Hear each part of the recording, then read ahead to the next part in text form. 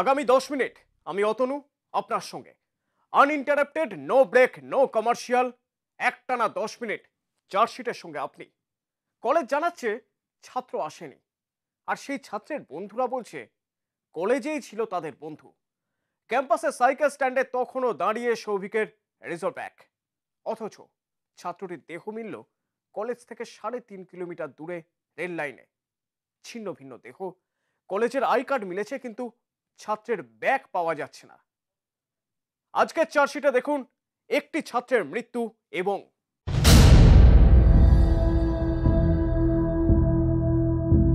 সৌভিকের college থেকে phone এসেছিল বাড়িতে অভিভাবকের কাছে বিকেল 4:58 ফর্ম ফিল আপের সময় পেরিয়ে যাওয়ার পর জানানো হয়েছিল ছেলে কলেজে আসেনি, ফর্ম ফিল আপও করেনি।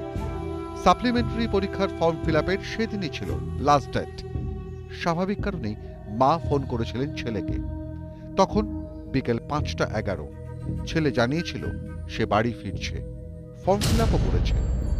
যদি আত্মহত্যা করবেই, 10টায় বেরিয়েছে, তাহলে একটা মানুষের, একটা 20 বছরের ছেলে কত ধৈর্য থাকতে পারে যে 6টা অবধি অপেক্ষা করবে, 10টায় বেরিয়ে 6টা অবধি মানে তার আত্মহত্যা করার জন্য অপেক্ষা করবে। এটা হচ্ছে আমার প্রথম পয়েন্ট। তারপরেও যেটা, সে তাহলে কলেজ কেন যাবে? সে এলোমেলো ঘুরতে পারতো, তারপরে আত্মহত্যা করতে পারতো। কলেজে সাইকেল রাখলো, বন্ধুবান্ধবের সঙ্গে কথা বললো।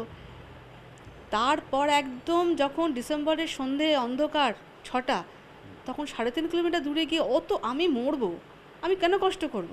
আমার তো তখন কোনো পিছুটানি নেই। 19 ডিসেম্বর 2016 কল্যাণীতে এক বেসরকারি ইঞ্জিনিয়ারিং কলেজের সেকেন্ড ইয়ারের ছাত্র সৌভিক বল। কলেজে ভালো ছাত্র বলেই পরিচিত, 100% অ্যাটেন্ডেন্স রয়েছে ক্লাসে, কোনোদিন কোনো ক্লাস মিস করত না সে। খুব ভালো মেরিটের না হলেও স্টুডিয়াস, পড়াশোনা করত। তবু সাপ্লিমেন্টারি পেয়েছিল ফার্স্ট ইয়ারের ফাইনাল এক্সামে। সেই পরীক্ষারই ফর্ম ফিল আপের কথা ছিল 19 ডিসেম্বর 2016। সৌভিক রেগুলার অ্যাটেন্ডেন্স ছিল, কিন্তু ওই দিনকে ফর্ম ফিল আপের লাস্ট ডেট ছিল। সেই হিসাবে আমরা যখন ইউনিভার্সিটি পোর্টালে দেখি যে ওর পেন্ডিং রয়েছে ফর্মটা, এই পরীক্ষাটা দিতে না পারলে ওর 1 বছর আরও পিছিয়ে যাবে। সেই কারণে আমি অ্যাজ পার হায়ার অথরিটির ইনস্ট্রাকশন অনুযায়ী আমি বাকি যারা ছিল 6 জন ছিল আরও স্টুডেন্ট, প্রত্যেককেই আমরা রুটিন মাফিক ফোন করেছি। সৌভিকের মা জানাচ্ছেন তিনি ছেলেকে ফোন করেছিলেন, ফোন করে পেয়েছিলেন, তার সঙ্গে কথাও হয়েছে তার। আর কিংসুকবাবু জানাচ্ছেন তিনি প্রথমে সৌভিককেই ফোন করেছিলেন, তার ফোন বন্ধ থাকায় সৌভিকের অভিভাবকের নম্বরে ফোন করেছিলেন, জানিয়েছিলেন সৌভিকের ফর্ম ফিল আপ না করার কথা। মা জানাচ্ছেন ছেলে জানিয়েছে সে ফর্ম ফিল আপ করেছে, এবার সে বাড়ি ফিরছে। ও একটা রেগুলার স্টুডেন্ট, ভালো স্টুডেন্ট, রেগুলার অ্যাটেন্ডেন্স, সেই হিসাবে এটা ইনস্ট্রাকশান অনুযায়ী আমি ওকে ফোন করে কল করি। কিন্তু ওর ফোনে কিন্তু আমি পাইনি ওকে।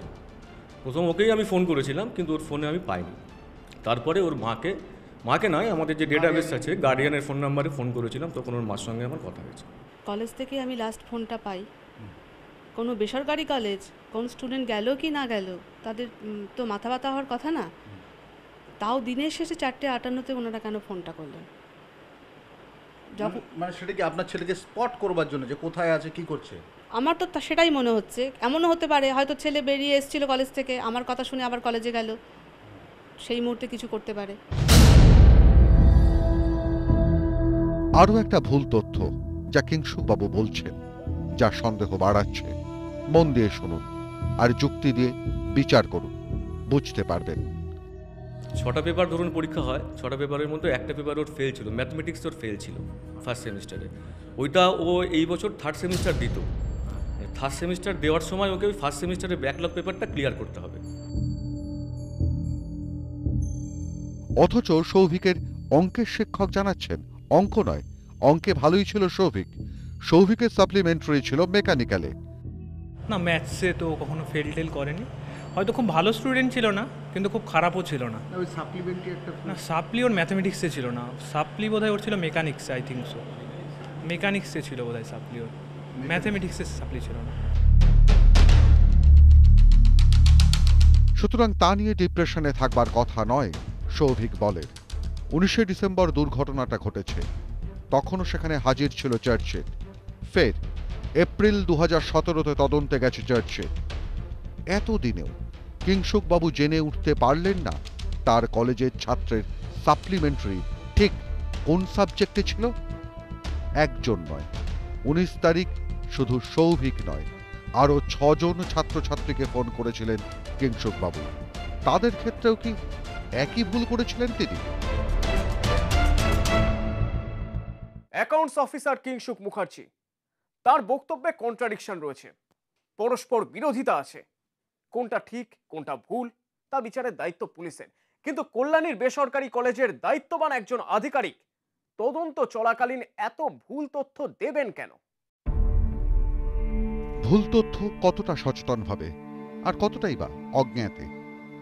তাহলে কি মাঝখানের কিছু ঘটনা গোপন করতে চাইছেন তিনি, আড়াল করতে চাইছেন কোনো তথ্য, নাকি সামগ্রিকভাবে গোটা ঘটনার একাধিক ধূসর অংশ রয়েছে যার ওপর এখনো আলো পড়েনি? সে কলেজে গিয়েছিল, কলেজ থেকে সাইকেল পাওয়া গেছে, বন্ধুরা দেখেছে, তাহলে সেই অত দূরে কেন সুইসাইড করতে যাবে? না, আমার সঙ্গে দেখা হয়নি, বা আমি কলেজে ওকে অফিস ব্লকে দেখিও নি। তাহলে কি মাকে মিথ্যে কথা বলেছিল ছেলে?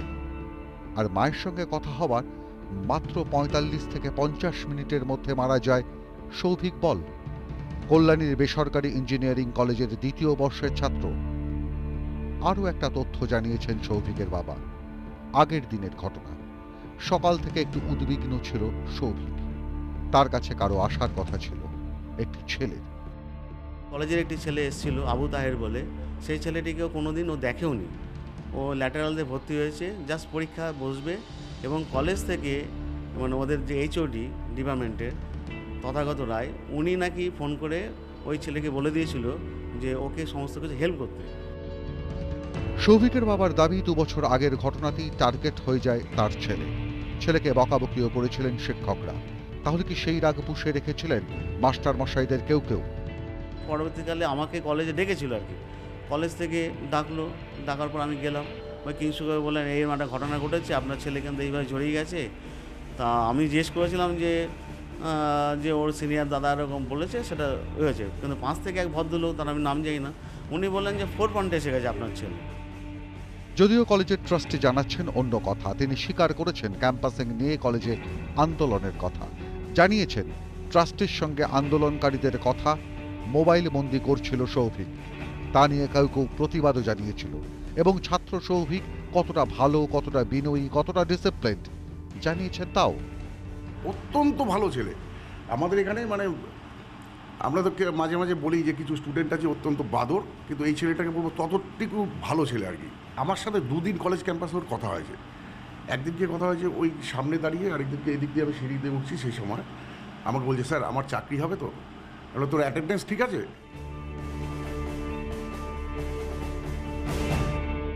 এবং সেই মেকানিক্যালের সাপ্লিমেন্টারি পরীক্ষার ফর্ম ফিল আপের শেষ তারিখ ছিল 19 ডিসেম্বর 2016। আর সেই দিনই অস্বাভাবিক মৃত্যু হয় কল্যাণী বেসরকারি ইঞ্জিনিয়ারিং কলেজের 2য় বর্ষের ছাত্র সৌভিক বলের। সৌভিকের দেহ মেলে কলেজ থেকে প্রায় 3.5 কিলোমিটার দূরে এক রেল লাইনে।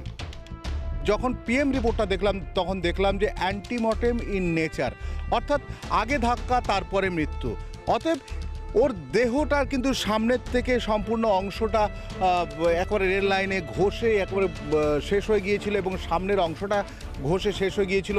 তথ্য অনুযায়ী যতটুকু আমরা জানতে পারলাম, ট্রেন যখন এসে ধাক্কা মারে, ট্রেনের সামনে যে গার্ড অংশটি থাকে তাতে এইখান থেকে 16/50, 17/50 এবং 18/50 এতটা এলাকা ধরে ঘষে চলে যায় ওর দেহটা।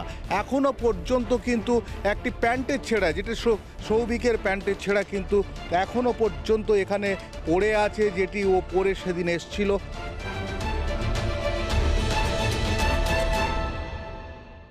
এই দূরত্বের বিষয় নিয়েও সন্দেহের অবকাশ রয়েছে, কারণ কলেজের কাছেই রেল লাইন রয়েছে সৌভিকের বাড়ির কাছেও। নির্জন জায়গারও অভাব নেই সেখানে। আত্মহত্যা করতে চাইলে সেখানেই তো যেতে পারতো বছর 20-র সৌভিক। যায়নি, বেছে নিয়েছে 3.5 কিলোমিটার দূরের রেলপথ। কেন? দেখাবো আগামী পর্বে। সোম থেকে শুক্র আমি অতনু থাকবো আপনাদের সঙ্গে। চার্জশিটের নতুন ফরম্যাটে। কেমন লাগছে চার্জশিট জানান, মেল করুন p18chargesheet@nw18.com অথবা ফোন করুন 033616569999 এই নাম্বারে। জানান আপনার এলাকার সেই বিপজ্জনক অভিজ্ঞতা যেগুলো চার্জশিটেড হতে পারে। Take care.